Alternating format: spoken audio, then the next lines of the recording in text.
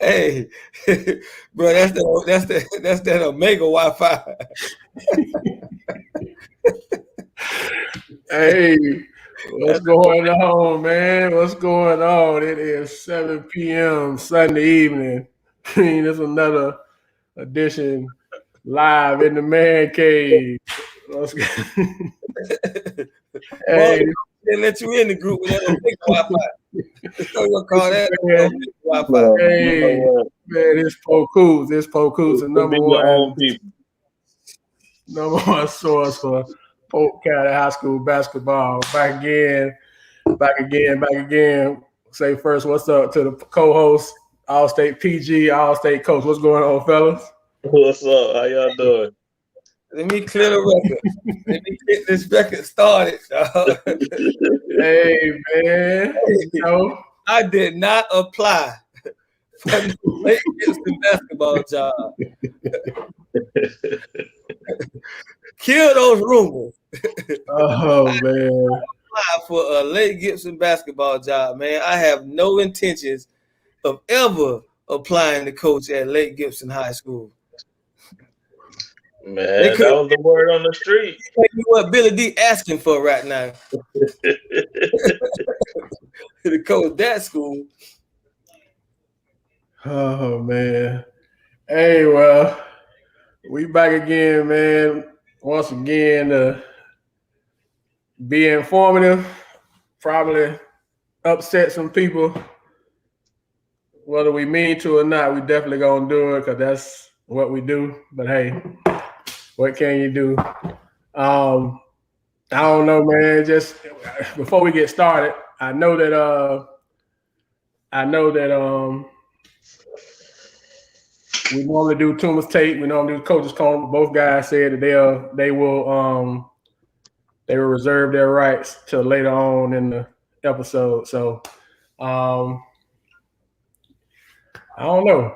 I'm about to resign. I'm almost ready to resign, man. People can't even take me talking like I need to get out the podcast now. I mean, I guess that's what we I guess do we start there, man?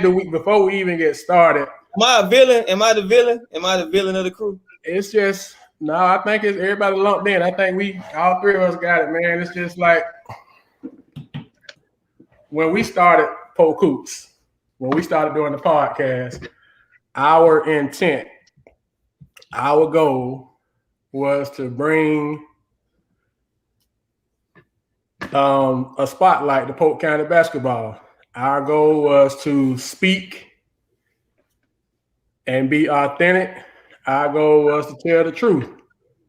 We didn't say that we was gonna always agree. All three of us don't always agree, but we wasn't gonna be negative.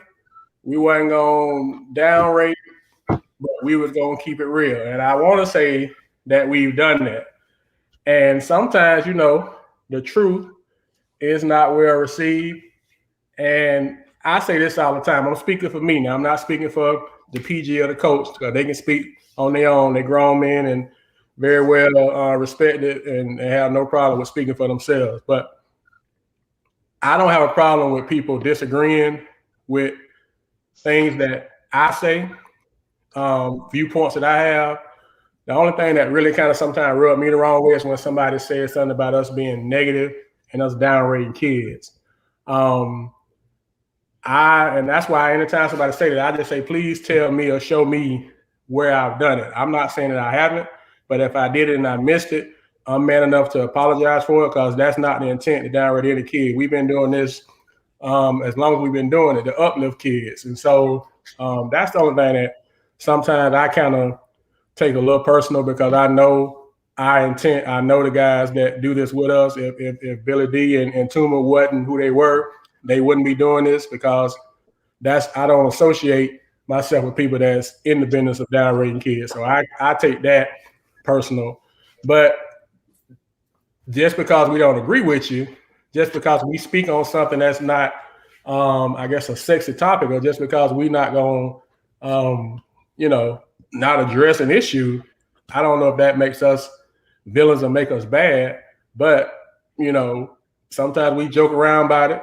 We keep it light. But it's just it's like you're saying, it's almost like I saw where Chris Rock was on the Breakfast Club, and he was talking about something. He called it the cancel culture. He was like, he almost at the point where you don't even want to do comedy no more, because the minute you say a joke, somebody ready to censor you, take you off the air because you can't talk about nothing. You can't talk about nothing no more. So it's like, what is it? It's like you don't even want to do comedy no more. So if we can't get on here and talk about stuff that's going on and be real about it, I mean, what's the point? That's what we've been doing since we've been here. So that's my take now. I'm not speaking for y'all, but it's like you say, it's almost like, dang, can we even have real conversations anymore, you know? My thing is like, I mean, okay, we in a social media world now, and I guess we're on the platform as well. But for me, it's like, you typing and posting on Facebook is not going to change our views of anything that we talk about. Like, what are you looking for when you do that? I mean, like, we got opinions. So like, you just typing up something and you looking for likes. Okay, you win the like award. But that's not going to change what Coach Billy D say, Polk Hoop say, or Tuma say. Like, we're not gonna come back and say, "Oh, let me change my mind on what I said." You know what I'm saying? If we're in the wrong, I'll be the first to apologize. I love entertaining y'all. You know what I'm saying? But I mean, we all know that. I know you two gentlemen are all about kids, and that's why we work together so well. Because what do you looking for when you do that? I love entertaining y'all. So, I mean. Hey man, we're part of the media. People not gonna like what we say anyway. You know, it's all opinions. We're giving our opinions. I did have some on Tuma Take that I did want to discuss. I forgot that we can move on from it. I wanted to go back to the 8 to 12 minutes thing just to break down why I said what I said to the sensitive people. All right. And again, you can go to Facebook, you can make your own opinion out of it. I don't care. But I look at 8 to 12 minutes. And, you know, we've had this discussion. I've even sent it to other coaches. If a freshman is playing 12 minutes, 8 to 12 minutes, I look at the 12 minutes, how we can break the 12 minutes down. If you got 4 quarters and I'm a senior and I'm playing 5 minutes and you're playing 3 minutes, as a freshman, you're playing 3 minutes per quarter. That's a lot of minutes in a game. But that's a lot. That's a lot. 3 minutes in a quarter is like 7 minutes to 8 minutes of a regular game. So you're on the floor playing 3 minutes, but you're actually on the floor for 8 minutes of a game. You're out there playing. And that's big. That means you're playing a quarter and a half of a game as a freshman.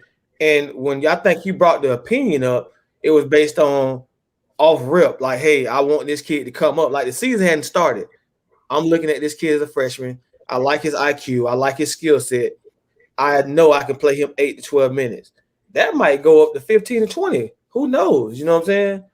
But to break it down, I thought, like, wow, if you really break that down, if the starter's playing 5 and my guy that's coming out the bench is playing 3 minutes per quarter, that's a lot of playing time. And that was making me say the 8 to 12 minutes like would be great to jump into. You know what I'm saying? Because if you look at it like that, that's a great rotation. And like you say, to your point, I mean, 8 to 12, that's like you say, that's 2-3 minutes a quarter. And that's, as a freshman, that's a lot of minutes. And then, you know, the flow of a game, foul trouble, you know, somebody go down, the injury, you know, you start the season 8 to 12, and that don't mean that you're in the season 8 to 12, but it definitely kind of it's situational, and it's not. And the situation that we was talking about was a scenario that actually happened. That was sent to Polk Hoops. That actually happened at a school. And the school, you know, I didn't mention the name of the school because, you know, out of respect to the coach, but it did happen. So it was. Say again? It happened this year? It happened this year. Yeah, it was a real scenario. So that was my thing. Like, we wasn't making it like it was a dig at anybody. This happened. This was a coach that said, "Hey, this might be a good topic for y'all on y'all show because this happened to us." And he was interested to see how other people would handle it. So that's why I didn't expect all that other stuff to happen, but that was the whole deal. It was a legitimate, real scenario that happened. And so, it's just, but like you say, I mean, what do you do? What do you do? I'm going to tell you what we're going to do. If something comes up and it's a topic, we're going to talk about it. I mean, I don't know any other way to do it. That's how we've been doing it. I would be disappointed in us if we didn't talk about it. I mean, honesty, like me and you talk. As soon as you brought up the transfer thing, I was like, man, move on from that. That's the first thing I told you in the post. Like, man, we don't want to talk about that. And then when you talk about it, if we don't talk about it, it's like, oh, you're not giving all the kids a shine, the same opportunity. Then when you talk about it, you bashing the kid. So we only supposed to talk about certain kids. When we talk transfers and we talk about all of them, for example, and we talk about the fact that it's 4 kids that done transferred from Lake Gibson since the year ended. 1 went back to Plant City and 3 at George Higgins right now. Are we not supposed to talk about that? Oh, if we're gonna talk about it, let's talk about it. Yeah, it's 3 kids. There's 4 kids that left Lake Gibson since the season ended. 3 of them at Jenkins right now. Transfer portal is open. Yes, it is. So Billy, do you know? We ain't just making it up. This real deal happened. So what? We wrong because we talking about it. It happened. What we talking about? And then, like Tuma always says, what's the reason why you transferring? There's different reasons why people transfer. That could be good. That could be bad. You just never know. It's case by case. Some of those transfers are going to be great for certain people, and some of them are not. And just like Tuma said, we here to talk about the real, whether that transfer was good for that particular player or not. And why we can't have an opinion on, like, we're talking sports, man, whether it's kids or not. That transfer might not be a good transfer. So if we sit here and say we supposed to be excited and just praise everybody that transfers. And that's my thing. So if we disagree with what happened, then we've been negative and we downrating kids. That'd be my thing. Just show me, like I responded to, a comment that Polk was tagged in.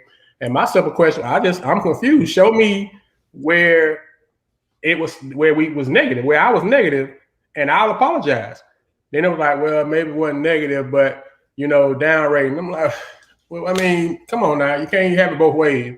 Because I can say, because I didn't agree with you, I'm negative. All the way I can be positive is if I agree with whatever it is that has happened. I can't have an opinion or a viewpoint that's different. Otherwise, I'm negative. If you listen, and with the transfer thing, before we move on from it, if you transfer and you don't produce or you don't improve, I'm gonna talk about you.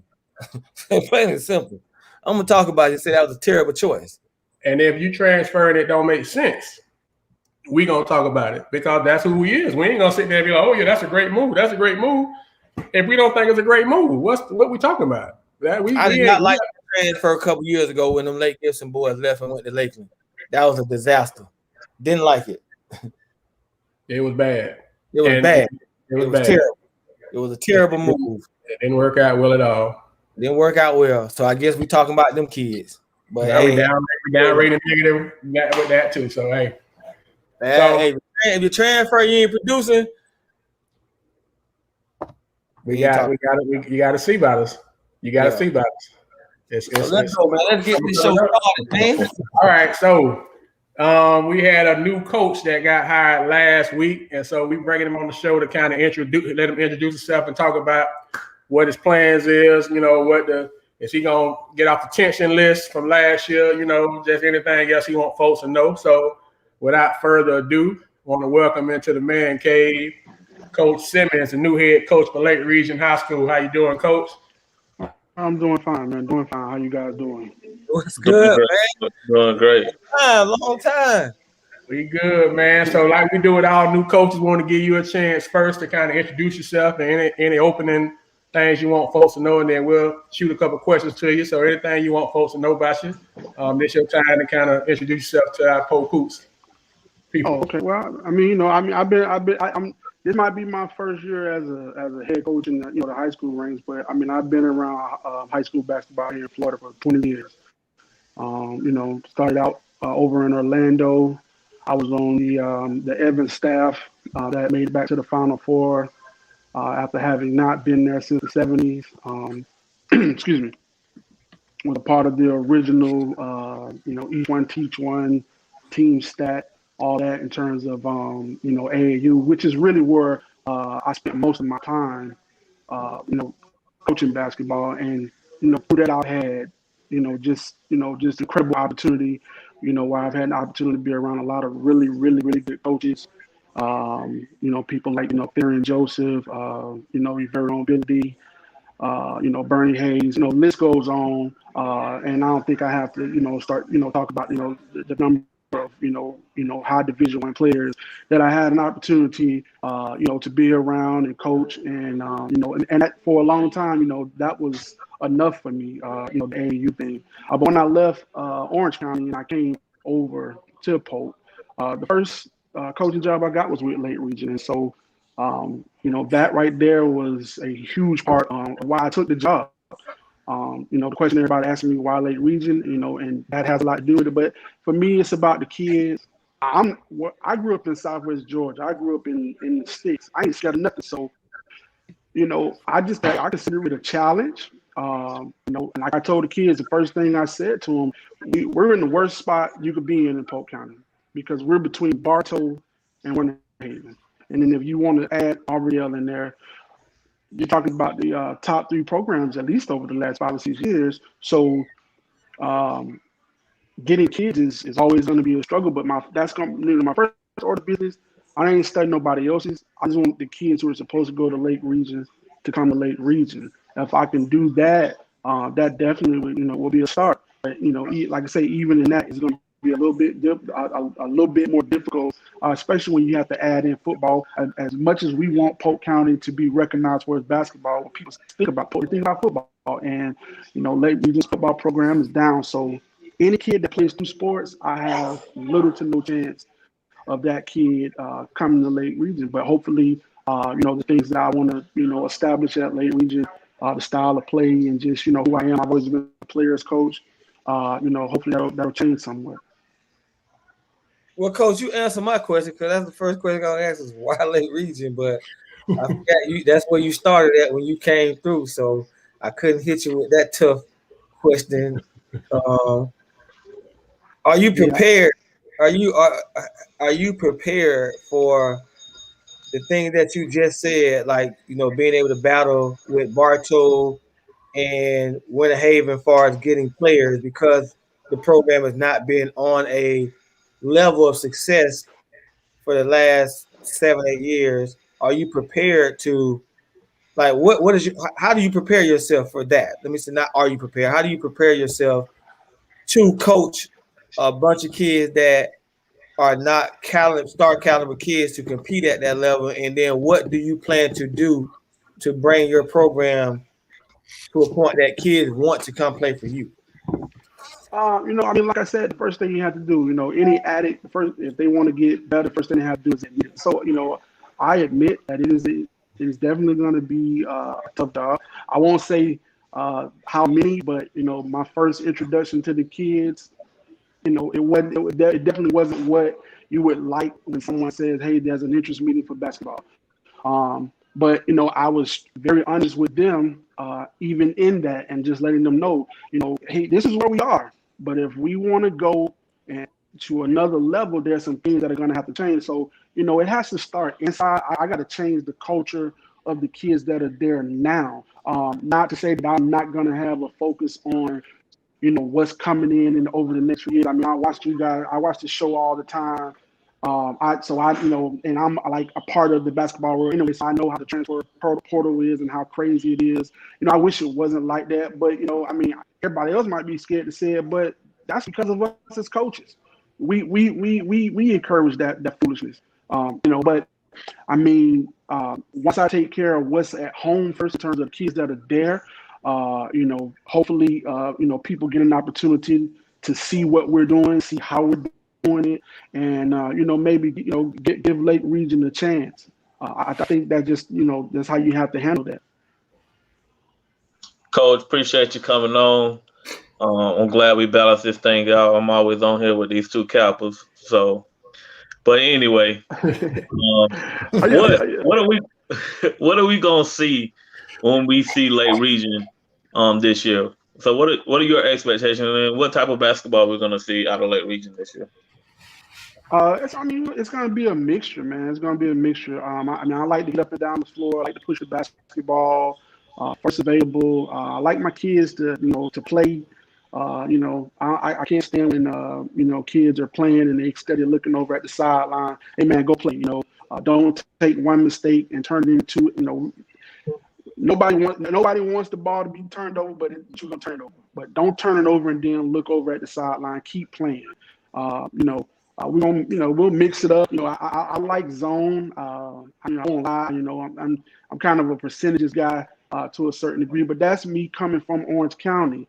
But having been over here and having the chance to sneak in and see some of the stuff that you do and some of the other guys do, I'm smart enough to know that I had to make an adjustment. So we're gonna try to get in people's face.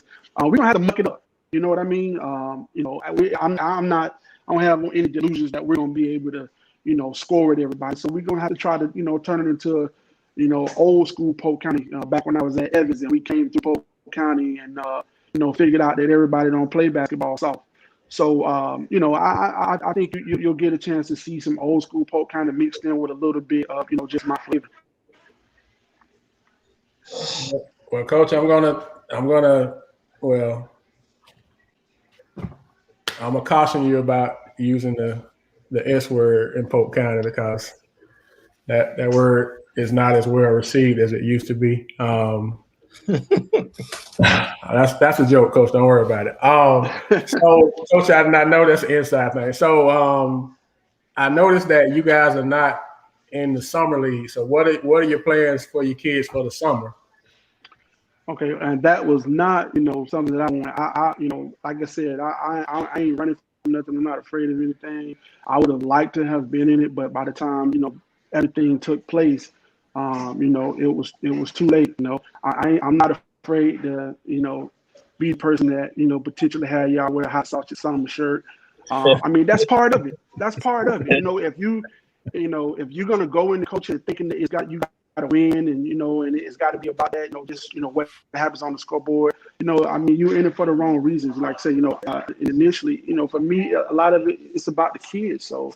I've been talking to some other coaches who aren't in the summer league, and we're looking to try to get together and maybe do some organized scrimmages and some things of that nature. But like I said, the first thing we gotta do is get in the gym, and we gotta get in there, and we gotta be in there, and we gotta work, and then we'll definitely try to get out there and get some stuff set up. I'm fortunate enough to know a lot of coaches. If I want to get my head kicked in, one of my best friends, Sean Campbell, coach at Leesburg, 2-time state winner, so on and so forth. All I got to do is go up the road and take up the road there, and in my Orlando ties, it's nothing, So we're definitely going to get a chance to mix it up this summer. Coach, you've coached in Orlando and Orange County, and now you coaching in Polk County. We've had a couple of discussions on the show about the difference in Orange County basketball and Polk County basketball. So what is your take on it, since you kind of have had firsthand experience on both sides of it? Well, Orange County has an advantage in that they have. When I was there, you had the Junior Magic, and it's 4 seasons. Winter, spring, summer, fall. That's like $10, $20 a kid. You got everybody playing. From the time they're 7, 8 years old. Year round, and then you had FBVA, that was for more fluid kids, but that was also year round. So just a lot of basketball. And then Orlando has been fortunate enough that they had that stretch where they had quite a few kids whose name was out there on the market. I think the Austin Rivers and Shane Larkin and guys like that right there that were coming through. It created this atmosphere in Orlando where everybody feel like they kid can be the next guy. Not understanding that that it takes hard work, but what it did was, as popular as football is, I think in Orange County basketball is right there, if not above it. I mean, it's 100 teams in the city. Everybody want to be an AAU coach. Everybody want to have a team. Here in Polk, like I said, I mean, it's really a football county. But I mess with Billy and Bernie and guys all the time. I said, you guys have some of the best players that come through Polk, but Polk County can't get it together. Polk County cannot put a team together that is mainly Polk County. And there's been a few stretches where Polk County didn't even have to leave Polk County, and they would have been able to compete on a national scale. But instead, because of all the infighting, all the kids go other places. When we first started doing each one teach one, that's the first place we got players from. We came and got kids out of Polk County because everybody know, hey man, you're gonna have to have one or two of them guys, because when stuff get thick, them guys they run into it. They're not running away from it. And and I'm not talking bad about Orange County, but Orange County is just it's softer because everything is just skill. Them guys, some of they play hard, but it's a different brand of basketball. It's a totally different brand of basketball. They play skilled. They don't play tough. Right. Yeah. They play skilled. They don't play tough. I mean, even when I was growing up playing in Lake County against those kids, they were more of just skilled players. But when you hit them and got physical with them, it kind of I think it kind of changed the way you get a few of them that was a little bit different, but that was kind of the basis of how you looked at Orange County basketball. Yeah. And a perfect example, I'm sorry, was Scott Williams. When Scott came over to Orange County, and he had a brand new school with Kaiva, nobody wanted to play them because it was like, wait, hold on, why y'all picking me up baseline to baseline? It was different because those kids, they weren't, obviously the most talented, but they played so hard and defensively they got in your tail.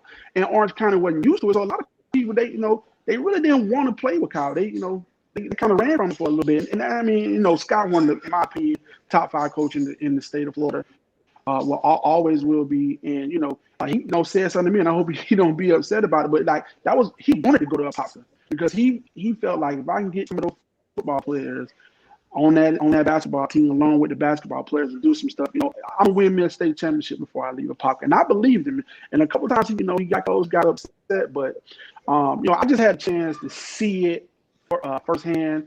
Like I say, Scott coming from Polk and bringing that Polk County mentality to Orange County. And then also the year we went to the Final Four, Coach Crawford was like, hey man, I scheduled a Polk County schedule. That's going to prepare us for the Final Four. And it did.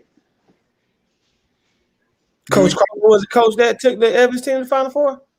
Huh? Coach Crawford was the coach that took that team to the Final Four? Well, he was the head coach, and then he was unable. He wasn't able to coach the game, so But he was the coach for the season. Yes, he was the coach for that season. Yeah. Okay. Yeah. I thought so, but I was like, "Hey, what happened?" That makes sense. That was a year that we got upset by daggone Plant City. We had to beat Plant City 3 times, and they beat us in the regional final, and we were supposed to play Evans, and we would have. Anyway, that's a so, Coach, you said something about skill with Orange County.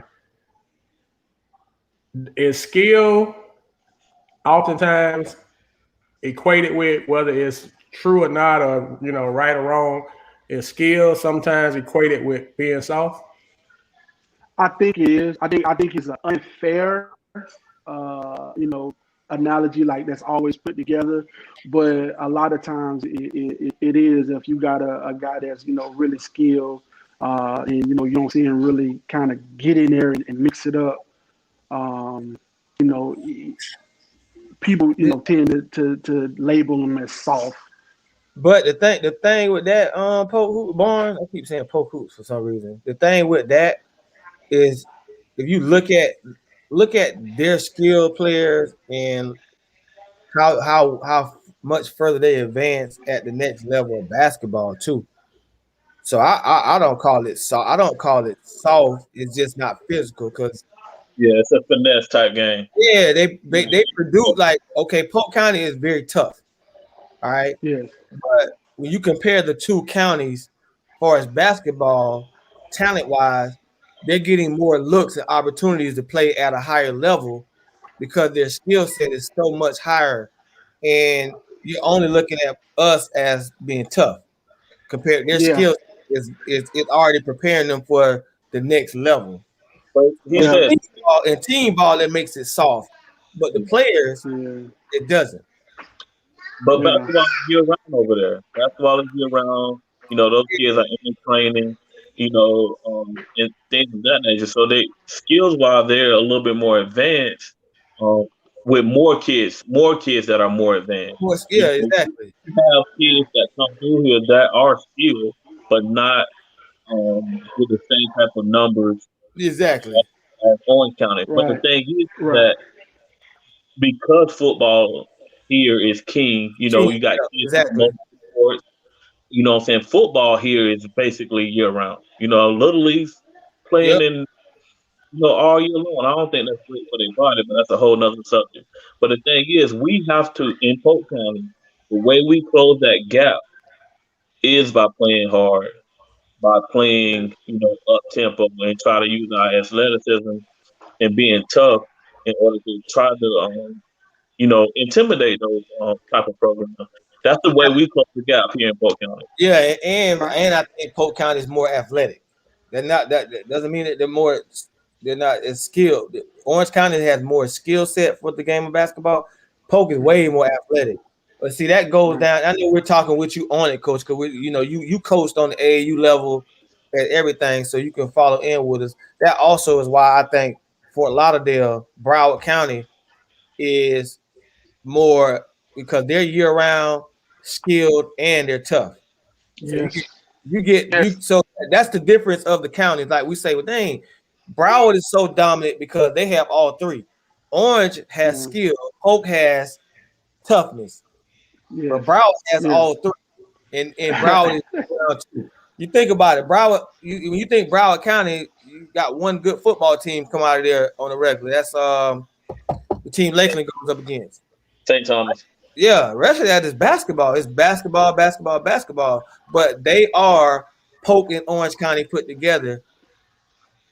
And But Orange County has kind of closed the gap because for years it's always been that Orange County had more skill. Polk County was tough, and Polk County had the better football programs. But lately, Orange County football has gotten a lot better because they've been putting teams in the state finals at different levels. I know that Edgewater, I know Dr. Phillips, I know, and there was another team from over there that went to state for football Yeah. last Yeah. year. They're closing the gap in football too. So now they skilled in basketball, and now they about even with Polk County in basketball. I mean in football as well. So But also Yeah. to give a different perspective with that, coach, when being in the top class, it's only so many areas that have those large high schools. So, like if you haven't noticed in like 8A, you'll have two Orange County schools yeah, you know what I'm saying? So when you start talking football, you only talking Orange County or Miami or maybe Jacksonville or something. It's like they're only coming from them areas in those large classifications. yeah. So they have an opportunity to get multiple teams, possibly in a championship game or in a Final Four or whatever. So I mean, I'm not going to take away from it because Apopka, they legends over there for football. You know what I'm saying? Dr. Yeah. Phillips been tough, Edgewater's been tough, but they only play You, those larger you classification know what's teams. crazy about that? When you speak of a pocket football, you put a pocket football at a high class, right? Yes. But it showed me how good Lakeland has been because Lakeland finally played a pocket and they dominated them for 2 years. Well, one was close, and then the next year they blew them out. And it was like grown men. It was like the size wise showed where Polk stood out in football over that. But it's it's just Lakeland. Like it not you saying it's not all like how you get in Orange County. You might have Edgewater or Popka, Dr. Phillips. Here you're gonna get one, maybe two dominant in any sport compared to over there. You're gonna get 7, 8 because of what you just said, Billy, the sizes of the schools. Yeah.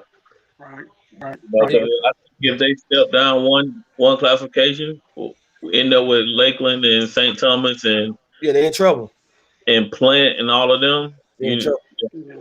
So, Yeah. so Coach Simmons, how important is it for you to? I got the kind of comment up from Norman Jackson. How important is it for you, being that you're saying that you got to fight with Bartos and the Winter Haven and Arboners of the world? How important, or is it important for you to develop like a feeder program, like a AAU, such your AAU guys? That's something that you think is important, or you just kind of build from the bang the hallways and get them out that way? I think if you could do that, it's definitely something that needs to be done, and I'm certainly gonna look into it. And those things. I mean, if I could snap my finger and have all those things in place immediately, I would. But it's going to take time. This is a building process. We starting from the ground up. Trying to build a foundation. And having a feeder program certainly would be great, but I just don't understand why Polk doesn't have ninth grade basketball. I don't understand that.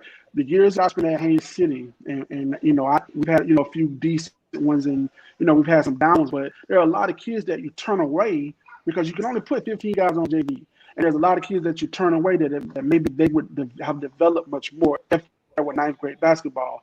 Like everywhere else. Is Polk the only county that doesn't offer ninth grade basketball? Coach, but we're gonna segue into a situation from last week, and ask you. We'll put you on. Just get your take on it. You're a coach right now. You brand new. You build it from the ground up. So you kind of meeting your kids for the first time.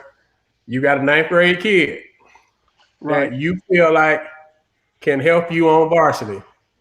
But he's only going to get probably about 8 to 12 minutes a game. You want the kid to be in the varsity, but the kid wants to be on JV because he wants to play more. He'd rather play 25 minutes a night on JV than 8 to 12 on varsity, and the parent is in agreement with the kid. What do you, as the coach, how do you handle that situation? I hope I'm not misspeaking here, but I think I agree with the point guard 100%. First of all, if you play 12 minutes on varsity, that's a lot. Especially as a freshman, and again, we got to kind of get out of that mindset as much, as I would like, to accommodate the parents, the player in certain instances. Ultimately, at the end of the day, it's not going to be the parent or the player that we're discussing on Polk hoops. It's going to be me, and so I'm going to make that decision. I'm going to do what I think is best, for the program. I have to. That's got to be what I put forth. Foremost and first every time, what's for the good of the program, not what's good for me or not what's good for an individual player. And it's crazy because there was a situation like that happened when I was in Haines City where a kid, a really good player, he was playing JV, he started, he hardly ever came out of the game, and I'm like, why is this guy on JV when he's moving up to varsity? He went up, but he didn't want to do it, and he just kind of went back and forth a couple of games, and then he ended the year on a bad note because it just kind of threw him off, and he ended up transferring to Ridge. But at the end of the day, I stood by the decision, or at least in my opinion, the head coach made the final decision. But because I think you have to do what's for the good, for the good of the program as a coach. The player and the parent have to trust you. So you just sit down with them and you talk to them about it. And then you let them know what your decision is, and if they want to do something different, then you shake their hand and you move on. Because if I let the kid that's on JV that wants to play varsity because he's a freshman, that's on doesn't want to play varsity because he's a freshman, he want to play all the time, I just open the door for every kid and every parent to now run my program. Because, well, you know what? Hey, I think my son at 4, but I want him to get out there and be on the wing, man. So now I got to have a meeting about that and so on and so forth. So, it, again, going back to what I say, establishing the right culture. So that's going to be a no-go at late region. I agree with the point guard. If you 12 minutes, you think about that. That's a lot of playing time for a freshman. And I would hope that any freshman that I have would be excited and not. Here's my thing. Okay, you're only playing 12, then bust your butt and get some more minutes. That's a thought, Coach. It happened last week. It was a question that was posed to Polk. It's an actual coach that went through that this year. And I didn't post to coach like the school or whatever. And so since you're an actual coach and that could potentially happen to you with a brand new team and you don't know who you're gonna get show up, it could actually happen to you. So I just thought that wasn't a planned question. It just kind of flowed in. Right. Well, you know what? I probably won't have that issue this year because that's all I got. I probably the whole team. If I have one upperclassman, I'd be shocked. Oh wow! They're very young over there. They're very young over there. So for you, and we talked about that last week, Coach. That came up. You brought up about the ninth grade team. Oh, go ahead. You brought up the point about the ninth grade team. We brought that up last week, so that's interesting. You said that we asked that about. Do you think it should be a ninth grade team, JV and varsity? And most people disagreed with that. But I know, like you said, they do that in Orange County. So is that another reason why they kind of are ahead of us skill-wise? Because they do ninth grade teams, they do middle school teams, and in Polk County, we don't do either one?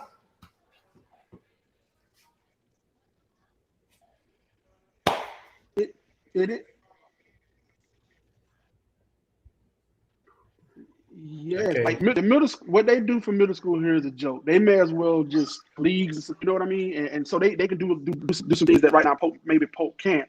But yes, that's critical. I had a kid, Josh Fillmore. He was a freshman at Wekiva.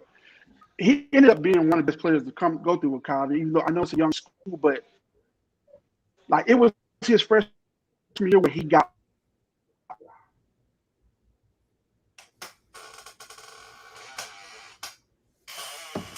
Oh, we got another Omega Metro. I knew you were going to say that. I knew you were going to say. Bro, you gonna stop throwing shots, bro. I knew you was going to say that. Exact words. I knew it was coming, Coach. Look, I knew it was coming. You said some good stuff too. It's interesting when you talk to coaches about the decisions that they would have made. It's all in perspective. Who you ask. So if it comes from a parent, they're gonna, say what's best for the child. But if it comes from a coach, they're gonna do what's best for the program. So I guess it's all in the perspective on which end of it that you're on. Coach, can I ask you this, Billy D? But isn't what's best for the program gonna be best for the kid? Sometimes, and sometimes it won't. Scenario where you think it won't be. I'm just asking because that's interesting. Like for a freshman to play varsity, I think that's a plus for both. Mm-hmm. Let me put it like that. I'm looking at like if a coach is saying, if you're in your set saying, hey, I'm gonna do what's best for the program, I'm gonna play this freshman on varsity. Isn't that a plus? Isn't that also a benefit for the freshman? Yeah. Because my thing is, if a freshman's gonna be on varsity, I'm gonna play him. He's not coming up there to sit. So if a freshman is on varsity, he's got to play. If he's not going to play, then yes, put him down. Yeah. You know what I'm saying? So yes, it's a plus. It's a win-win. But like you said, some people are chasing numbers. They want to average so much. They want to get so many shots up or something like that. And sometimes that's not what's best for the program. I need you to come in and get this experience here as a freshman. Your role is going to grow and get bigger. That's why I think it hurts that because you play JV, you put up 20 shots a game, right? You averaging 19 points a game on JV, and then you come to varsity the next year, and this program is already set. You already got guys that know their roles, and now you got to come in and change your role from 20 shots. Now you're only taking 3 shots. Mm-hmm. Now you're ready to transfer. But if you're playing on the level, then your role becomes different. Agreed. Yeah, so. Hey, I'm going to ask Coach to go back and finish his thought, but he's spinning on us again. But coach got it. Boy. Oh man, trying to get Coach one more time, man, before we move on. But he's spinning. But I mean, like we said, 12 minutes on varsity and 4 minutes. Now, if you're getting 4 minutes a game on varsity, then yeah, you need to go and be on JV. But if you're getting 12 minutes, I think you gotta.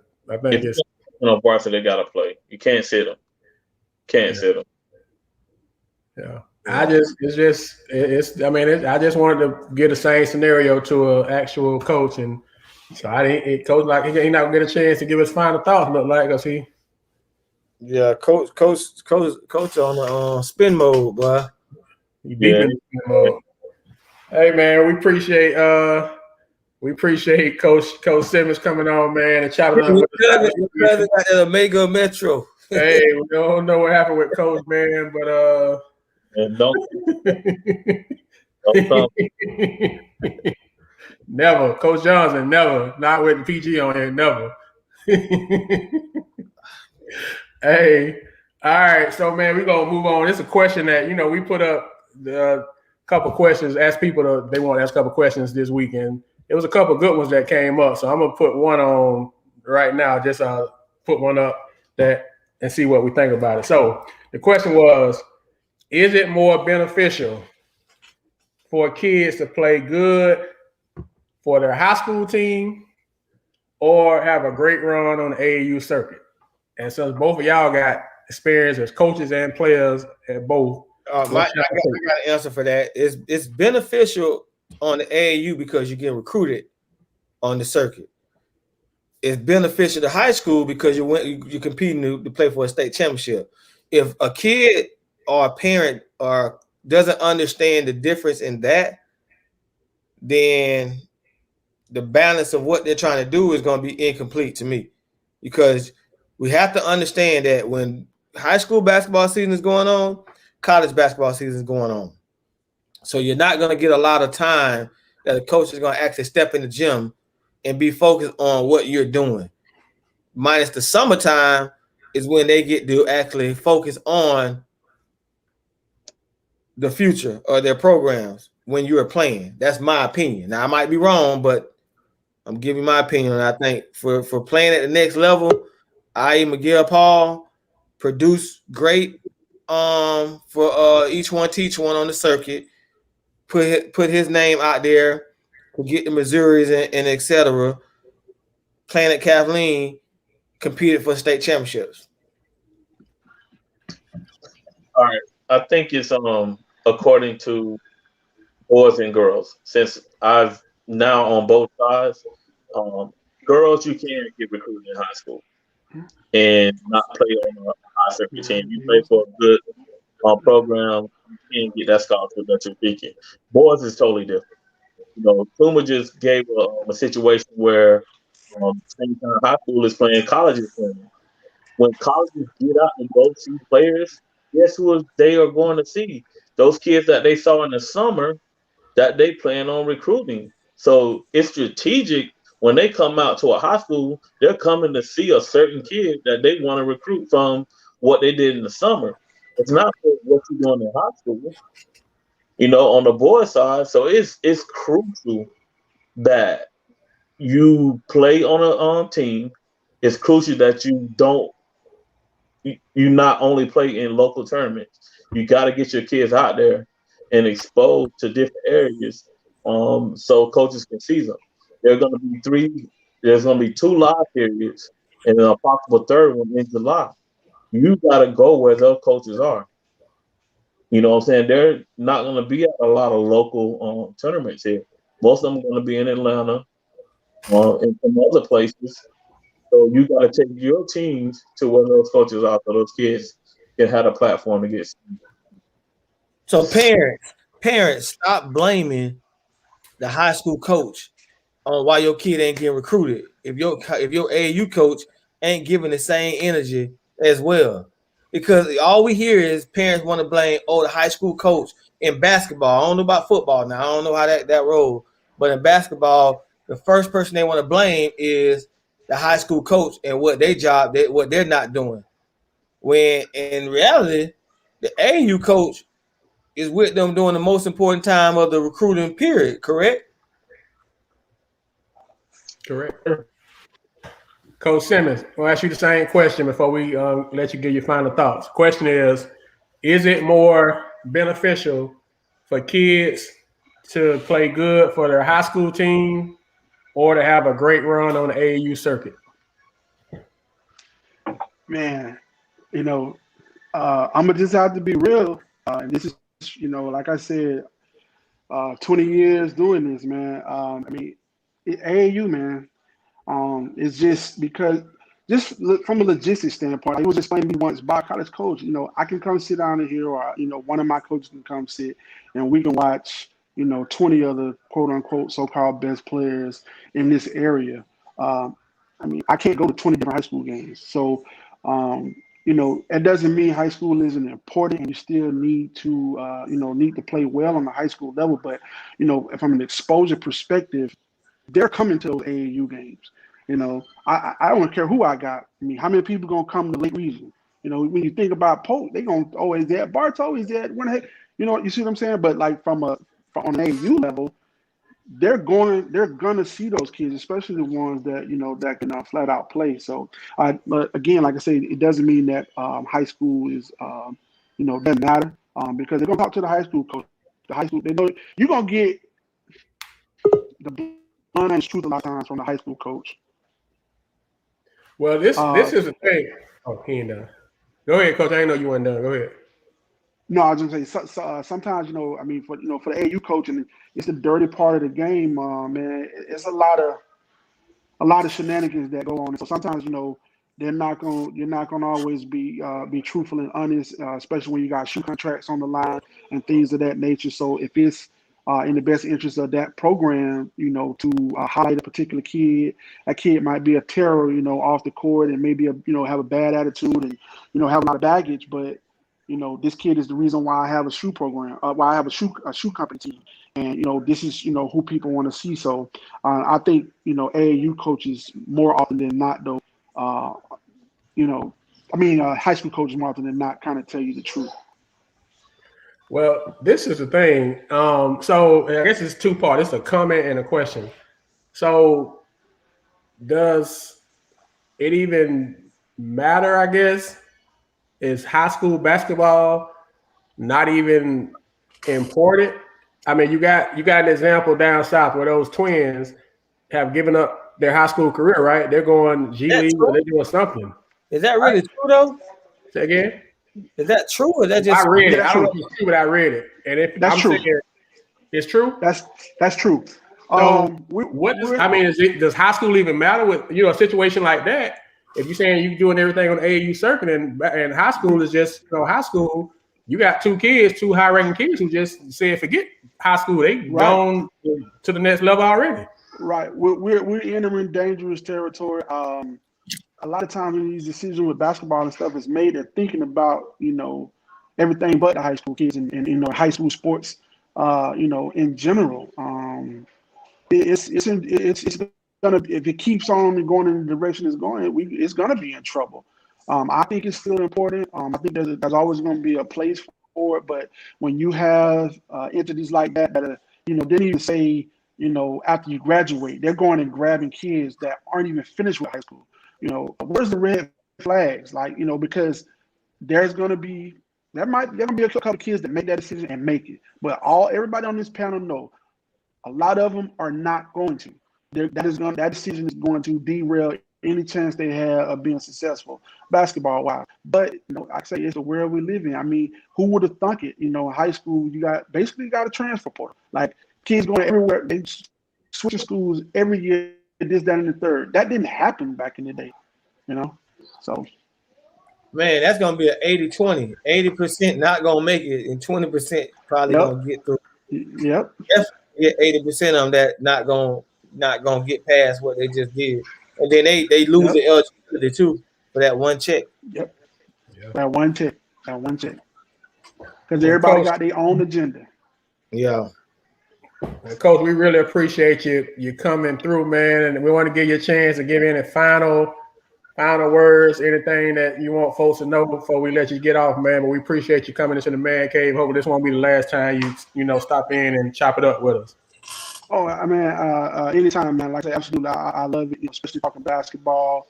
I just want, I hope that, another thing that I want to see other than ninth grade basketball is that we can get a fall league going. I mean, you got to put the work, you got to put the energy into it.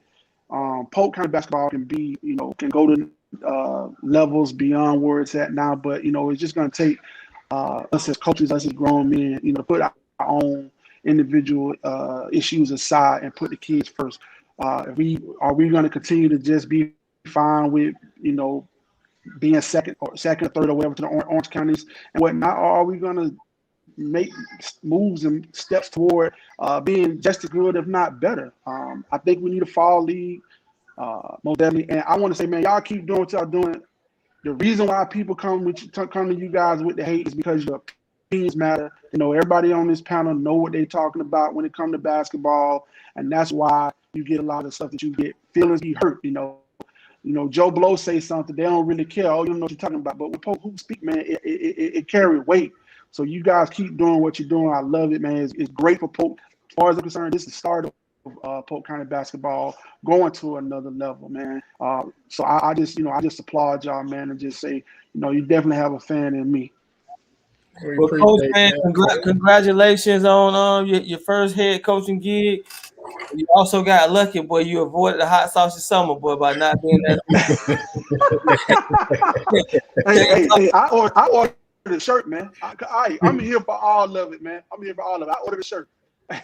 Hey, we definitely gonna be prepared to wear that shirt if it happens till you do the regular season. Oh, yeah. Yeah. Definitely will be a weekly hot sausage segment on the show coming soon. Yeah, I was going to ask that question. Is that hot sausage just for the summer? Can we get when the spring and fall? Hey, man. We waited all year. All year. So it's going to be a regular thing because there's a lot of sausage that's, it's a lot of sausage happening. So but we appreciate you, Coach, man. Thank you, man. You be safe. Congrats to you again, man. Thank you. All right. Thank you, man. Thanks for having me. Hey, man, if I was Simmons, I'd have gave a night speak. If you're tired of sitting on the bench at Barton on the head,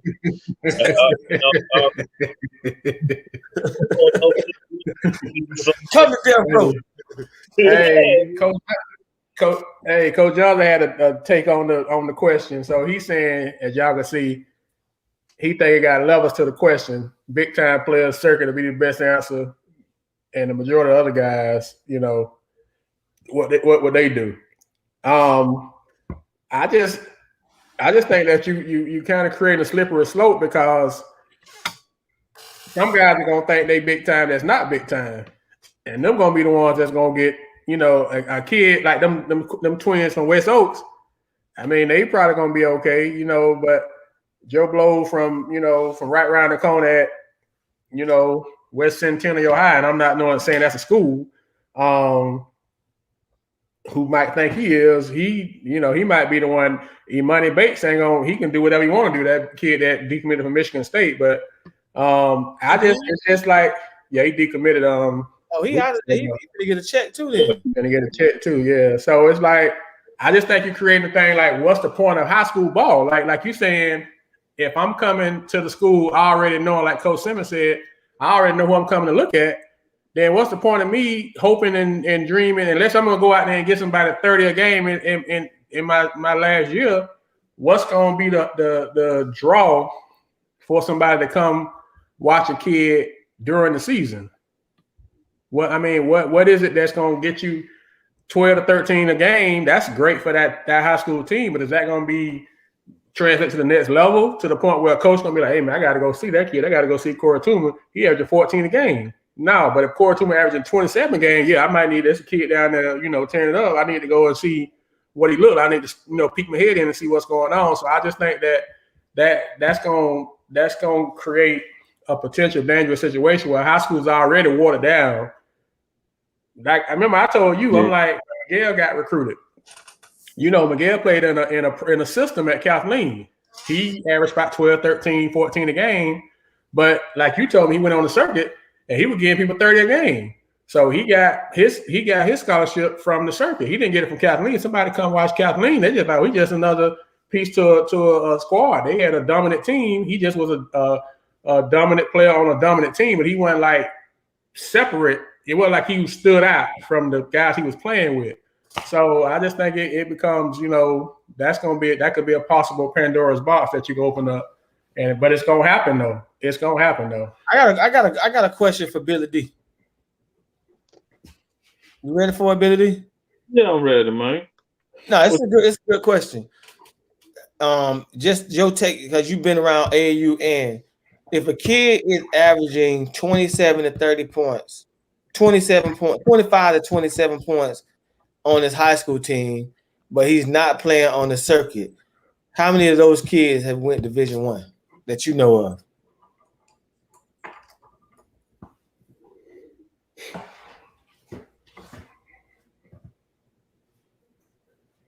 Boy, I can't think of any that have went D1 and wasn't playing on the circuit, or they would sit in the bench on the circuit. I can't think of any. Because I remember we had a kid a couple years ago was like averaging like 27 points. We didn't even know who he was. It was this summer. Somebody was averaging like 27 points. None of us knew who he was. Oh, you're talking about the kid from was it the kid from One Haven Christian? No, I don't think so. I don't remember what school it was, but I know we had the conversation, so I wanted to ask like how many kids that average 27 on the high school team but not playing circuit basketball are actually still getting recruited by Division I or went Division I. Because Billy D's on both levels. Oh, yeah. It was the kid from Mulberry. That was second. Thank you, Coach Wiley from Hardy. The kid from Mulberry, the guard, he averaged like 29 a game, and we didn't know who he was. He made second team all county for the Legend. This year? Last year. That's what you're talking about, the kid. Yeah, that's what it was. How did he turn out? Did he go to school somewhere or get... I don't know, Coach Wiley, Coach Vince. Coach Vince said he gave him a kill 40. Oh, he went D. Coach Miller said he went D3. He went D3? So that's what Coach Miller just said. He went D3. You don't even get no scholarship at D3. Dang. No. And see, that's my thing is when you talking to these kids, man, make sure that they don't, turn coaches away or not respond. You know what I'm saying? Like a lot of people have in their head, like, they're bigger than that school, but when, something else don't come through for you, you're going to have to fall back to those schools. And they remember. Yeah. That's a good example. Remember that. And all. Go ahead, Coach. Coach, all the time. So maybe they can't get that kid or use the kid. They always talk to their friends and like, hey, you might want to go down to such and such. They got a kid down there. I think it'll be great for y'all. I don't see that happen on many of occasions. Yeah, so that shows you separation, Coach Barnes, on what we're talking about. Why? Because every kid's dream is to play Division I basketball. This is why you need to play on a good circuit team or play on a traveling team for the college coaches to see you. Or you can pay a recruiting service or something and send the highlights in. But this kid averaged 29 a game and he went D3. So circuit is more important than high school. Is that what we're saying? Has circuit ball became more important than high school. That's why they have a league. That's why they have them different leagues now. I've always said that high school basketball, if you're playing for what's on the front of the shirt and trying to get a state championship, that's going to be talked about for the rest of your life.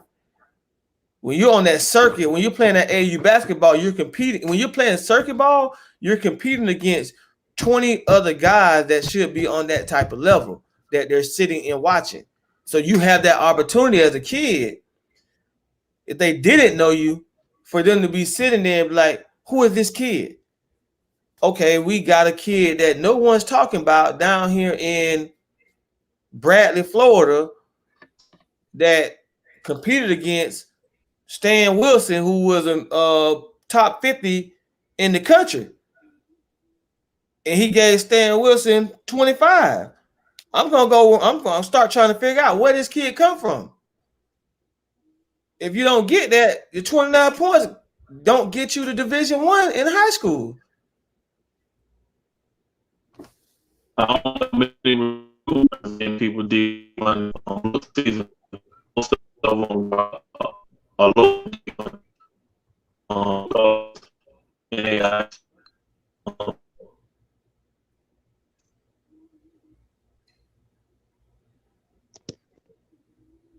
I didn't hear nothing you said, Coach. We ain't hear nothing you said, boy. Coach's phone, that old Mega Metro kicking. Boy, this old Mega Metro kicking in today, boy.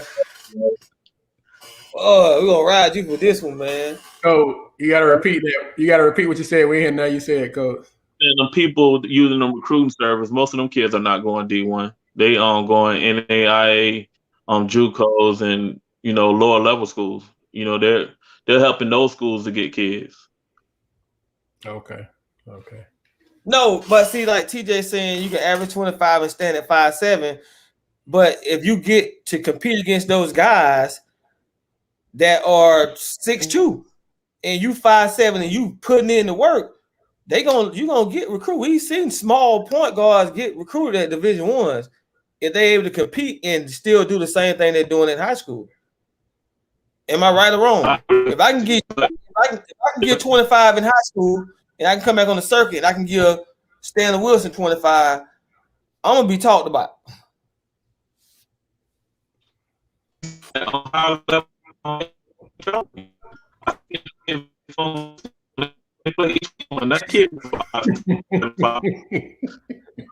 Coach, man, hey, coach on the shoulder, they barking, throwing up the Q sign on.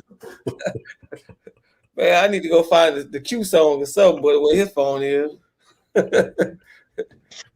just throw froze on this, man. This ain't never happened.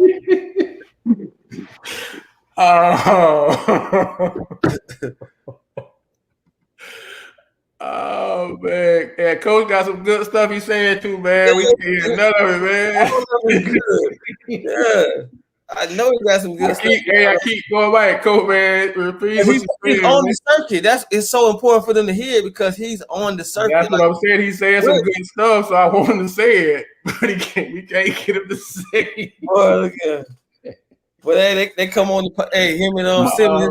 Hey, he's Simmons. He glad that he got somebody to go up against his two cabins. Simmons throwing up the Q dot sign and they phone just freezing and mumbling. Oh man, he barking right now. Look at the screen. Oh, look at Coach Collins. Hey, boy, they ride, Coach, man. Look at.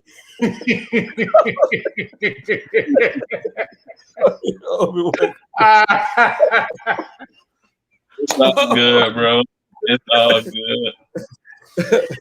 Oh, hey, Coach, man. I want you to say what you saying, man. You saying some good stuff, man, but we can't get you to keep going out on us, man. Coach Collins, the force is strong in this one. Hey, the force is strong in this one. He's still. Oh man, he's still froze. Bro, we can hear him saying something though. Oh, I got a headache, man. Oh man, you talking about still frozen? Shake your phone, Coach. The force is strong in this one, bro. Man. Oh, Coach, man. Oh, fix it, man. We gotta fix it, Jesus. We need you to come on and get this good. Get iPhone. We told you a while ago to get that iPhone, but you still Mega Metro Joy. Oh man, I got a headache. He can't close his mouth, Coach Johns. He can't close his mouth. He barking on the show. Oh man. Oh man. So I want to move on because I want Coach to get it to us, man. But man, you need to come back in, man. He can't get it to us, man. Oh man. I'm here. Oh, you go ahead, Cole. Then say what you said, Cole. We just see you pause, man. We can hear you. Go ahead. We hear you, man. Only thing I was saying is like them 5'7" guys that y'all was talking about. They play on major shoe company teams, so they're playing against the elite competition. So if they're putting in work there, them coaches notice that. You know what I'm saying? I've seen a 5'8" guard give it to each one team. at Houston Hoops, and I know that kid. That kid is extremely tough. Any school in America will want that kid. You know what I'm saying? So it's all in the level of travel ball team that you play on. It makes a difference. Yeah. It definitely makes a difference.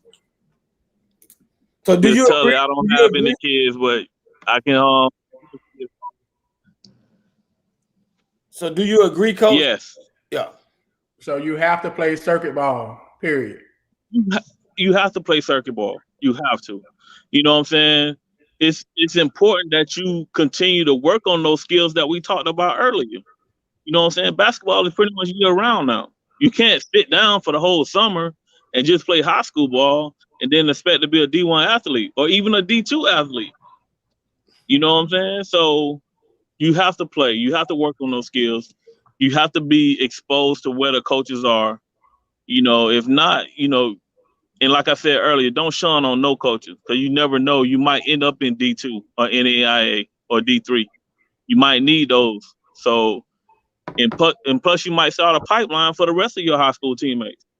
A lot of people recruit programs too. Well, you make a great point, Coach. Don't, like you say, until you get an offer, you don't give nobody, your butt to kiss because you're not there yet. So you never know what you may end up with. So that's I hope the kids are listening to that. You don't ever big time anybody, whether it's Binghamton or North Carolina, you give them all the same thing. Coach, I appreciate you showing interest. Thank you for thinking enough of me to give me a chance, and I appreciate it. As opposed to, man, you Binghamton. I ain't nobody going to know Binghamton. You just that's I heard you say that, but you kind of broke up. But I wanted to make sure that was heard because that's priceless. You don't turn down anybody thought enough to even reach out to you. You make sure you show them you appreciate it because you just never know. So that's priceless. So any kid that's not on the circuit, they have much less chance. Now, I guess the obvious question comes with that now. So we saying that the circuit is priority, it has to happen. How does that coincide with the high school coach if the circuit is totally different from what the coach believes in, teaching, is doing at his school? How does that work? And then you got 4 kids that are playing with 4 different circuit teams, 4 different things they're getting taught when they're away from you, and then they come back to you with all this stuff that's different from what you got going on. How do you manage that? Because it happens a lot. You got a circuit. Yeah, it does happen a lot. And my thing is, you got to set the culture for your program. Terrence at Bartow has kids playing on different travel ball teams. But when it comes back, they know what the expectations are. They know what the culture is there at Bartow.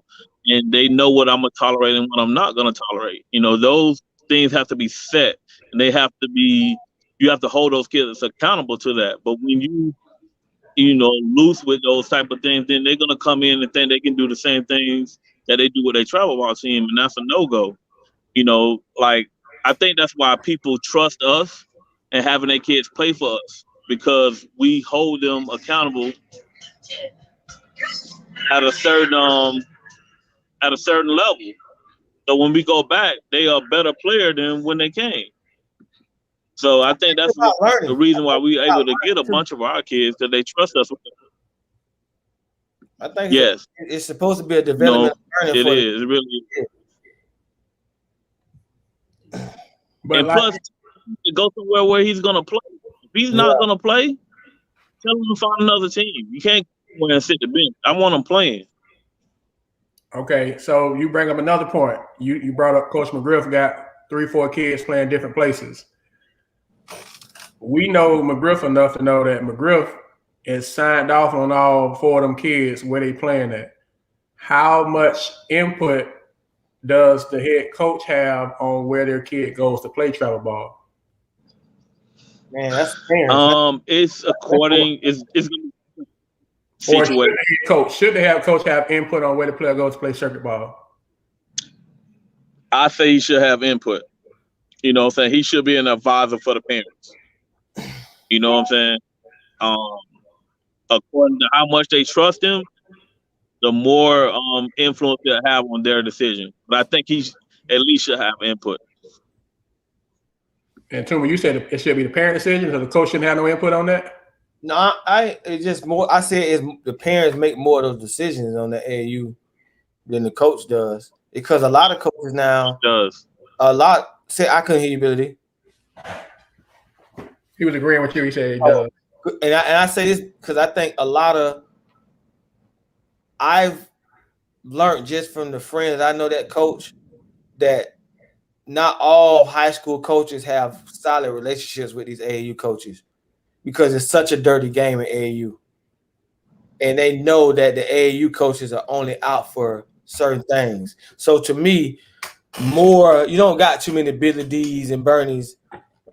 That's a low percentage of people in that circuit business. A lot of those AAU coaches are out for shoe deals, out for getting 6-figure contracts for them by coaching at the next level, compared to I care about the kids. That's what the high school coaches do. A lot of these people are like, hey man, this kid gonna be going to you anyway. I gotta build up on this kid. That's why you see so much of flying in and kids practice every day. Then you get a kid that fly in and get into a better situation, because kids ain't no loyalty in that. So I truly think that just from my experience on the inside, being around Bernie and Billy D and seeing other coaches and seeing how kids and coaches complain about how the AAU coach is strictly about them. And again, I'm just from what I know, I don't know too many good AAU coaches that can coach. They ain't teaching the kids nothing. They just winning off of the talent. And they were able to recruit all the talent because you get into that when you get to the the high travel ball teams. I'm giving them gear, then they're getting a couple of pair of shoes, they're getting warm-up suits, all that stuff. And plus they're looking for kids that are already polished. A lot of times they're not looking to develop those kids. Oh, yeah, so man. It's like a hired gun. When I was around the circuit bonds, when I was actually around the circuit, I used to laugh at some of those guys. They were terrible coaches, man. They could not coach. They just had that being in the right place, they had the benefit of being in the right position, that they can actually tell a kid or a parent how well they can take care of that kid. So you as a coach, you at Mount Dora High coaching, Billy D, you at Lake Wells High coaching, and you go to a circuit game, and you show up and you see one of your kids on the team with a trash coach. What do? You see your kid on the trash, getting coached by a trash coach, and they're not learning nothing. They're not doing nothing that you feel is beneficial to them as a player of your program. What do you do? Can you do it? But a Corey Tuma, a Billy D, or Terrence McGriff has a system they run year round. So no matter how bad that coach is coaching, my kid understands how we play basketball and how beneficial that'll be for him on the circuit. So the certain way he plays, he's gonna already have a step up. You can't look for an AAU coach in this day and age. You don't have a lot of Billy D's and Coach Burns and all that's gonna try to focus on developing tools that can help the kid play at the next level, learning how to play defense the right way, learning how to move and screen. A lot of these guys, it's open basketball, man. They might think they running a motion or doing something, but I'm telling you, Bond, it's some trash coaches, and it's some trash ones that got a lot of popularity with the kids because they're able to put their hand out to offer some things that a lot of them don't do. No, I guess my question to you is, so when you walk in the gym and see that, you just kind of just let it be because it shouldn't hurt my kid because I'm with my kid. Okay. What you say, Coach? I say I don't, but what I do is, like, after the game, I'll probably pull the kid to the side and like, hey, within the system that you're playing in for this AAU coach, you need to be working on these certain things. This is what you do. You know what I'm saying? Let's do these things well and let's continue to work on the things we need to improve on. What you're doing right now, you're not getting better. You know what I'm saying? I still had that conversation with them, but I'm not undermining what their coach is doing, if that makes any sense. You don't undermine the coach, but at the same time, you gotta, keep your kids' confidence up and make sure that they're moving to improve. So when they come back to you, they haven't lost it. You don't want to reteach everything that you had just taught all of those kids, every time you see them. Like a lot of times they develop bad habits and they bring them habits back. Like, no. And I guess that's my point. So you see a kid out there doing something totally different from what y'all do when he with you, but he on the circuit. So it's like you just kind of stuck, I guess, essentially, because it's going, what he does is going to benefit you. And also he could hurt you if he had with them bad habits, because you got to come in and reteach everything that you done, like you said, you just taught him. So I guess it can go both ways. I guess if they get with a bad coach just because he sold them a dream and they believe the dream. Yeah. You know what's important now? I've been but the thing is coaching travel ball, and you get all of these kids that's supposed to be, pretty good at their high school, and you in practice and you start looking around like, what have your high school coach taught you? Like kids have no clue about help side defense or certain type of basketball terminology. So I have to question sometimes what these high school coaches do. It go both ways. It definitely go both ways. Yeah, that's true. All right. Well, that was a one topic. We'll talk about one more for the night. This one here came from Joe Black. One of the questions that he put in. So you already know it's going to be a very personal question. So it's a two-part question. We want to discuss coaches / schools whose stock is on the rise. Huh? Coaches / schools whose stock on the rise, like around the county. What coaches do you see stock on the rise, like moving up? What schools you see like moving up? Then he also had what coaches / schools you think going into the summer or maybe on the hot seat.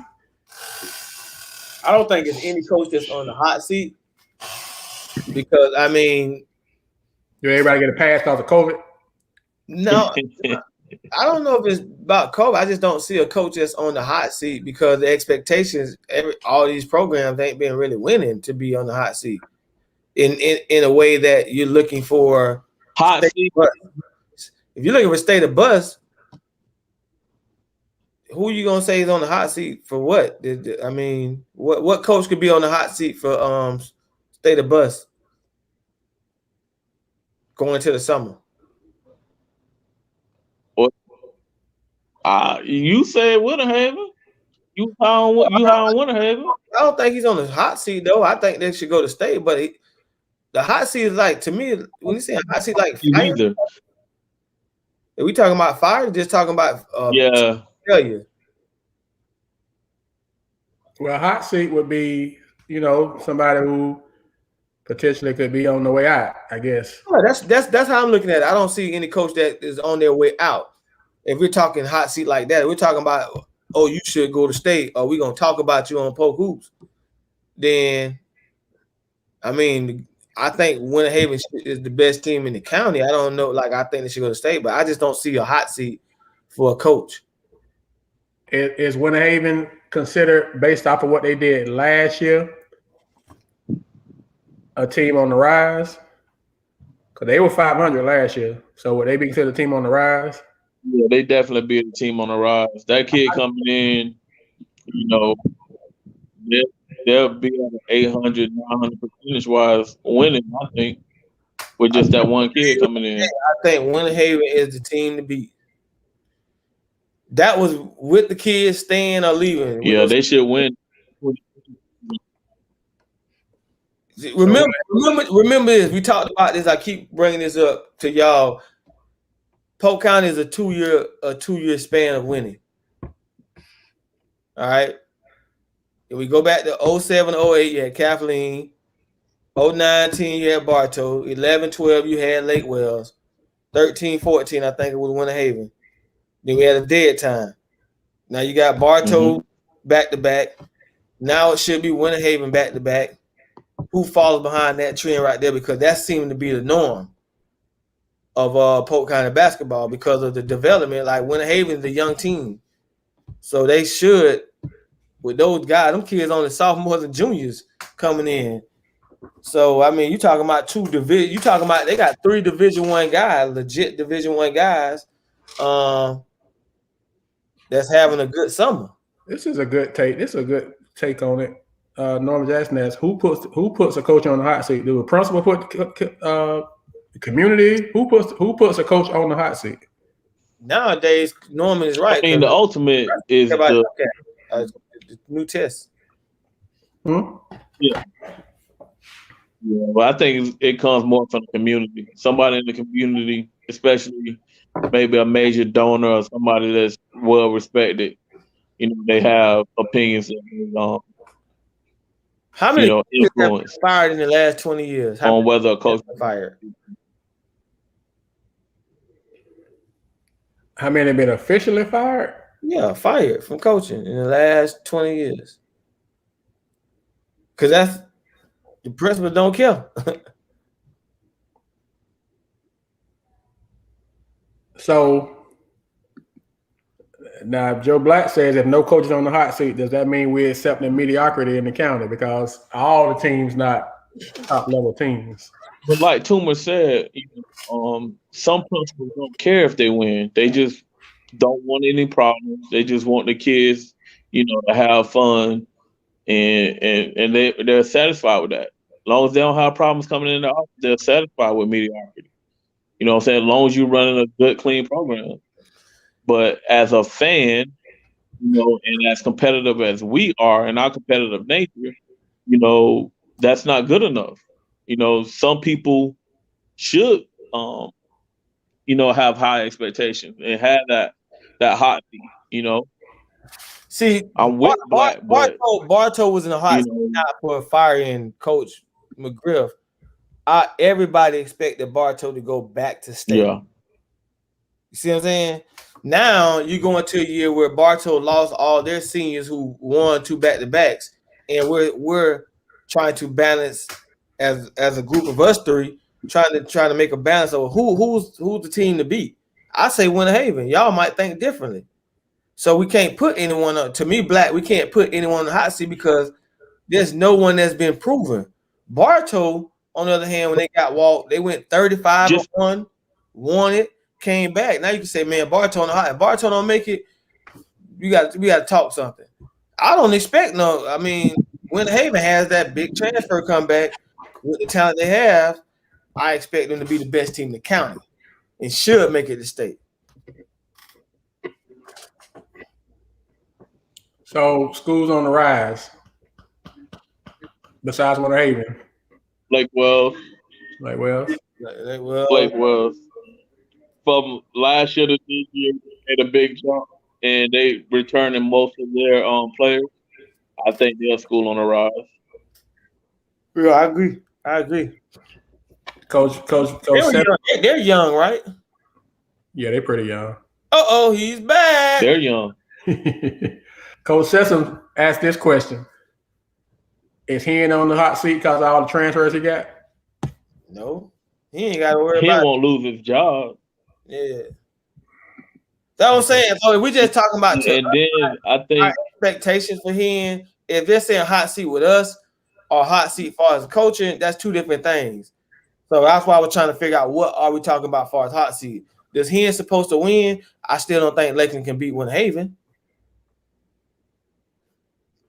Even with Tyler and Roden moving over there. I think it's competitive. That's going to be tough. You still got to beat Bartow. You know what I'm saying? And Kathleen ain't going to lay down. That's a rivalry game. You know what I'm saying? So you got to put it together. Our expectations for him are going to be high. Coach Woodside, our expectations for Winter Haven are going to be high. But at the same time, Bartow got a winning culture over there. Their mindset is different than everybody else. Everybody else trying to get there. They already there. They're just trying to maintain it. And I've seen those kids. Those kids just expect to win coming into the gym. You know what I'm saying? That's the type of mentality that they bring to the gym every day. You know what I'm saying? Sometimes that's tougher to beat. They might not be as talented as you, but they work harder. You know what I'm saying? And they have their system in place. It's tough to beat it sometimes. Who is coach on the show? What coach you talking about? Get on the show, Coach Wilcox. Who's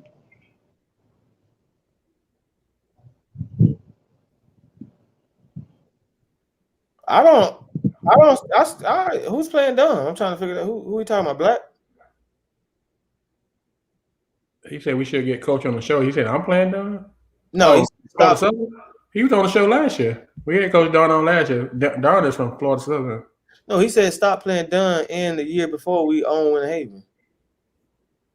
Oh, I guess he's telling you because you said that Winter Haven can't beat Lakeland. He's saying they beat Winter Haven last year. Who said Winter Haven Lakeland can't? I said I like Winter Haven to beat everybody. Not just Lakeland. I think Winter Haven's the best team. With that boy coming back. Oh, he said both of y'all said that. Oh, I ain't basing off because y'all got Tyler them and y'all beat them last year. That don't make me feel like y'all have.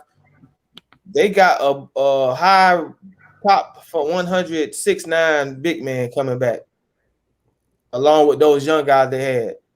I like them. Miss Tully, we don't know the districts haven't come out yet for this year.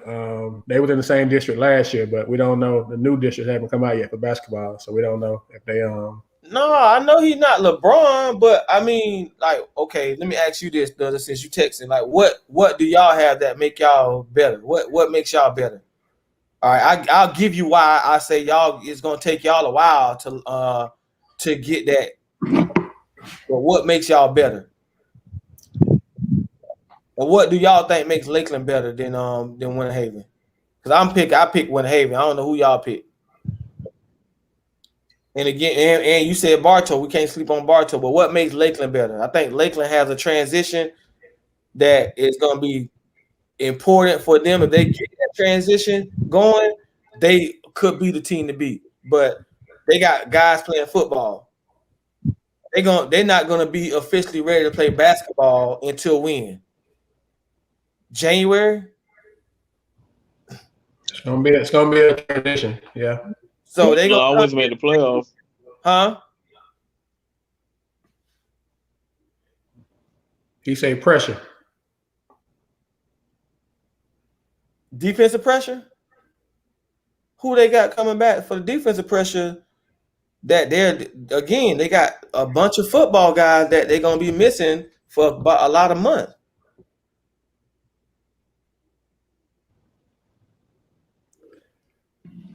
Billy better have you in there on dribble drills all summer. Who is? My Winter Haven ain't got no guards. Oh, okay. Saying they got the bigs, but they don't got guards. Again, I think the transition is Lakeland's gonna be good at football. They're gonna have a long run of not playing basketball from August till December. Those kids won't be playing basketball. Am I right or wrong? That's what we're looking at. You're right. In December, if they come back, and in December, it's going to take them another 2 to 3 weeks to get in basketball shape and to be able to play with those guys. So are they going to play all? So the key thing with Lakeland, what concerns me is those transfers are playing football. Are they getting to play basketball 100% during the summer and football? Or is it going to be a focus on football during the summer? If they get to play all summer basketball and just go lift doing it and not really be out there, I don't know how the program runs.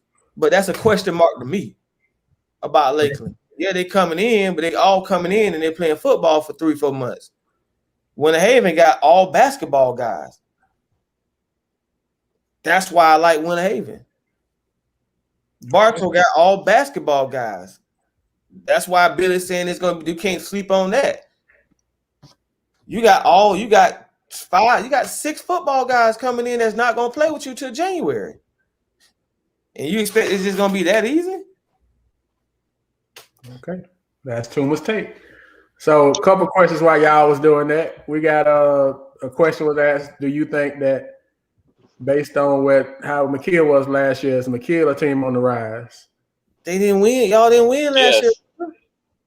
A team on the rise. And Coach Billy D says yes. I agree. Yeah. If they can keep all the guys that they had from last year's team and not lose anybody, I think they're a team on the rise. I think they can only get better. They will have arguably one of the top guard combos in the county with Sessoms and Cooper Ellis. If they can keep everybody, I think. And they had a couple of young kids that wasn't bad. So if they can keep everybody, I agree with that. Next question, Toomey, this was to you. You believe James put Winter Haven on top, and you kind of already said you do. So for you already. I think for the top, I think they're the favorites for the county. For the county. Yeah, I mean, I said that. I'm not holding back from that. You know what I'm saying? You've already said. It came up while y'all was talking. That's why they're the favorites. Yeah. Y'all still. I want to know who y'all favorites. Who y'all think is the top teams going into the summer? Yeah. Going to the right now, I still like Bartow. I would say Winter Haven number one, and then Lakeland. Bartow's number one. That's only because experience. They just at a different level right now as far as their program. And like I said, it's a well-oiled machine over there. But then when you got somebody coming in like Dylan James, he can quickly change that. And my thing is with Hen over at Lakeland, that's a bunch of guards. All of them want to handle the ball. So Hen gonna have a job on his hands on how to put that all together. You know what I'm saying? Especially if all of them are ball dominant. And then like you said, they're playing football. They're not gonna be together playing well until after January. You know what I'm saying? It'd be mid-January when you see them, in mid-season form. That's the downfall. That's but they do have a lot of talent, and they're. Well, I would say I would go with Winter Haven as one, and the reason why I say Winter Haven one is since I know that Jamie and Isaac are actually handling the ball right now. That's gonna eliminate to me the ball handling. And from what I understand, I got word today that I guess Jamie up to 6'4" now, size 14 shoot. Isaac 6'6", Dylan 6'9". I mean, and they can play. I mean, like you say, and they basketball kids. So you got three really big kids, really skilled and can play. And I don't know if people don't realize how good the Dylan kid has gotten, which makes a huge difference. I mean, we haven't had a shot blocker like him around since Alvin. And I'm not comparing him to Alvin, but I mean, Alvin used to be in the middle and it's just like, don't even go in there type deal. And that's kind of the reports that, is coming out of camp about how the James kid is. It's like he's just a force in there. So I say them three. And then, I would say them. Bartow, I'm saying Bartow because of KJ, because of the Jaden Wynn kid who having a real good offseason. And then I know it's a couple kids that played on JV last year that are going to contribute, if for no other reason than they probably on other teams, they probably would have played varsity, they'd have been at other schools. And on paper, I agree with Lakeland on paper because, Lakeland had a lot of young kids last year, and then you bring in three kids that got the talent that Tyler, Rowe, and D got. You got to put them in the mix. But like Toom was saying, how much time are they going to get together? Because, Summer League is a big time to get together. And, in years past, Lakeland had an advantage, and I can speak for Lakeland because I was at Lakeland when I ran the Summer League. We used to be able to get the football kids in the gym because they would work out with football down at the football, and then they would come back. They would come right up the from the football field or the workout or the weight room right into the gym. Well, this year the Summer League is not going to be at Lakeland High School. It's going to be at Florida Southern one night, Fieldhouse one night, and Auburndale Rec another night. So them kids getting from football workouts to where the games are going to be at might be a challenge. And so if they not out there playing summer ball, that could be tough because they got talent, but they brand new to the program. So you got to mesh the new talent with the old talent. And so that, like you're saying, that could take a while, but on paper, Lakeland do got some kids that can play. So you got to consider them. I also think you got to consider Santa Fe with Trey and the big Wilson kid. They won't be bad. And then Lake Wells with the 3 guards they got with Excel kid, the Sebastian kid, and Gatlin. If they keep all their kids. So if you ask me right off the top, that would be kind of the people I'm talking about. Then maybe McKeel too, because they got good guards returning also. And then but I mean that's just right off the top of just right off the top. So. And like I said, the transfer portal not nearly over with yet. I'm hearing some rumbling, so we'll see what happens in the next couple of weeks. Yeah, just today. That's today. So when we come back on in 2 weeks, it could be a whole lot different because when we come back on in 2 weeks, then it'll be the day before summer league. So they're gonna have to be where they're gonna be at by then if they're gonna, and school will be out because the last day of school is like that Wednesday. So they could officially enroll and jump in at that point. So are we missing anybody? I just got a text message. I'm gonna see if y'all say we missing anybody. I'm not gonna read the text, but I'm asking everybody. You can never count E out at Arbondale. The Nehemiah kids having a great summer. Him and KK. Only reason I Frost Proof has a lot of talent down there. The only reason I didn't put E in that category right there, E is not in their district. So Winter Haven, Bartow, and Lakeland, only one who can come out that region. You got it, but you got to mention Arbondale with KK and Nehemiah Turner, and then the Johnson kid, the defensive kid. So you can't leave Arbondale out. I just we're talking like y'all mentioned top 5. I only mentioned. You just talking about that district. You was talking about the district. You weren't talking about everybody. Yeah, okay, so we kind of went more than that. I was talking about everybody. I was only talking about Winter Haven in that district. Gotcha. In that district. And like Coach said, Frostproof probably got the most talent of people that don't know with the Cheney kid. Well, people know about the Cheney kid, but people don't know about the Cobb kid and then the Leonard kid. So Frostproof got a couple kids that can play, that can go to that. I mean, they'll stay in the summer league in a couple of weeks, but they got a couple of kids that can go in there, like you say, Arbondale. So Arbondale, Frostproof, anybody else we missing? Just want to make sure while we talking about it. On the rise. No, not right now. That could change when somebody comes in, like you said. Haines City. Well, we'll get to see that freshman kid. I guess everybody been talking about supposed to be the next best thing since But league, so we won't. I don't know. Haines City. Oh yeah, they jumped out of summer league. Yeah, they jumped out of summer league. So we don't know. I'm curious of what Lake Beeching kid is gonna do with Jenkins. Is it gonna put Jenkins on conversation? Jenkins brand new. What about Kathleen? Kathleen just as many football kids as Lakeland do, so that's gonna be a transition for them too. Yeah, and I talked to Shaw, and I told Shaw scheduling is important. You can't schedule all them games early when you know you're not gonna have your kids. Yeah, so that's you gotta slow roll that thing. You gotta bite load it. Yeah, you gotta bite load it. So Shaw have an unbelievable summer though. I do know that. Yeah. Okay.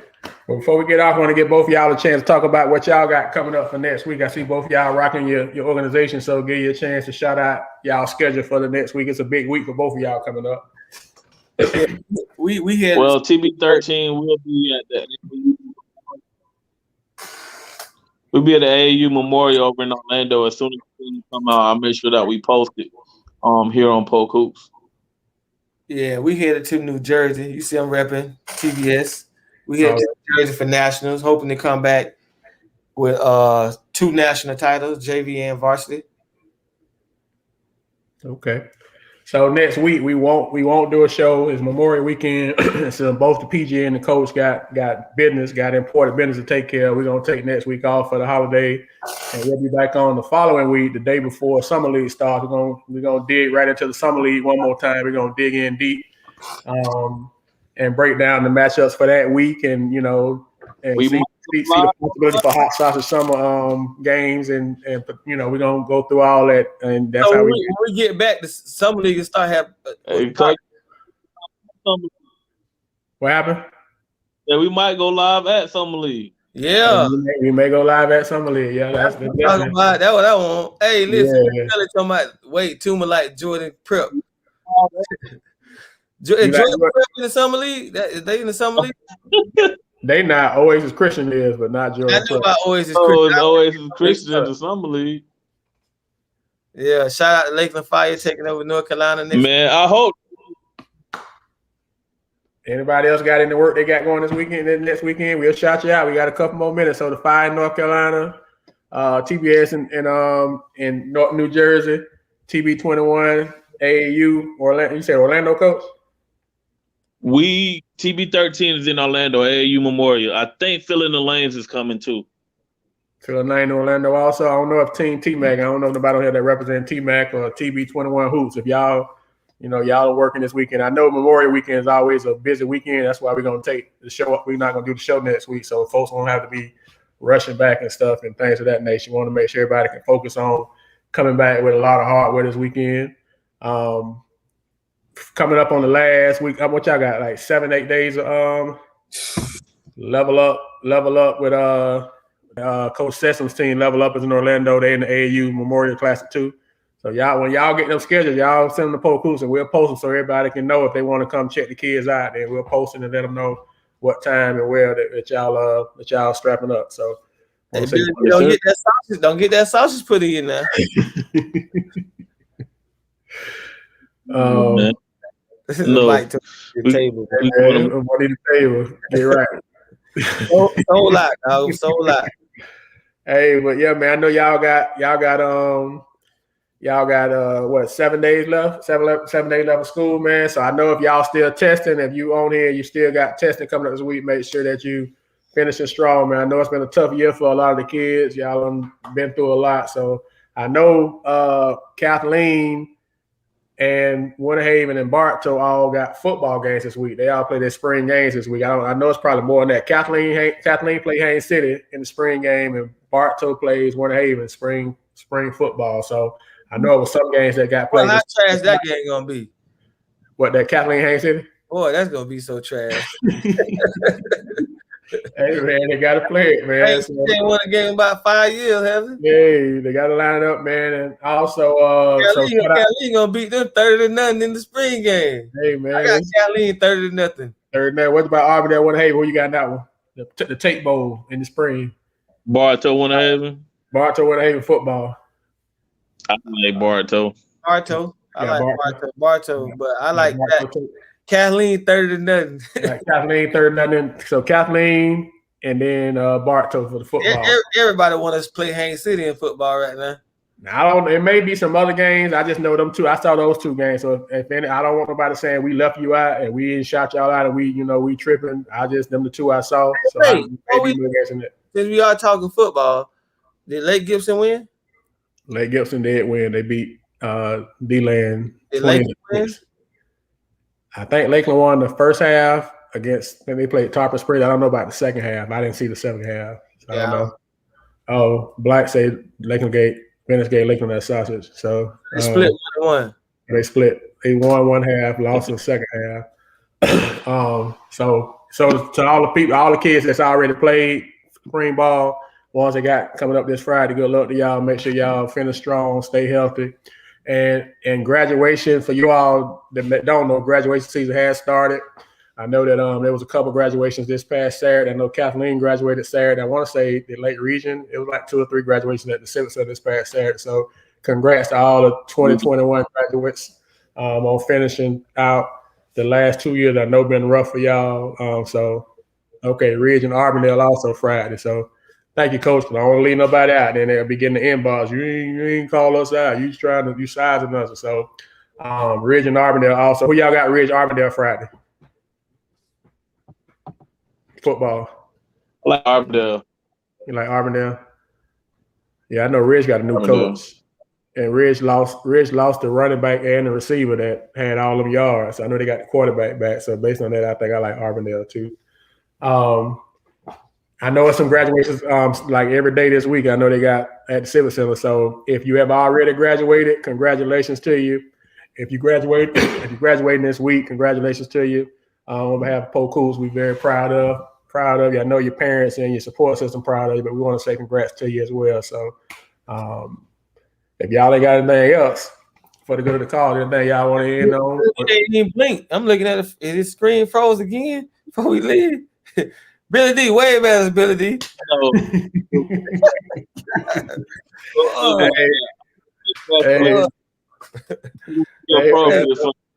For the show.